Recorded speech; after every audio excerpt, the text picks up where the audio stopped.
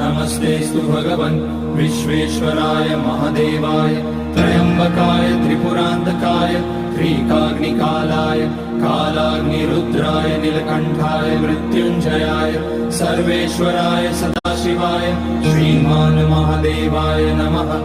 ॐ नमः शम्भवाय च मयोभवाय च नमः शङ्कराय च मयस्कराय च नमः शिवाय च शिवतराय च।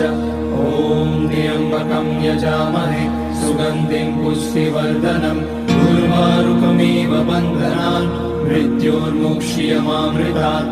नागेन्द्रहाराय त्रिलोचनाय भस्माकराय महेश्वराय नित्याय शुद्धाय दिगम्बराय तस्मै नकाराय नमः शिवाय।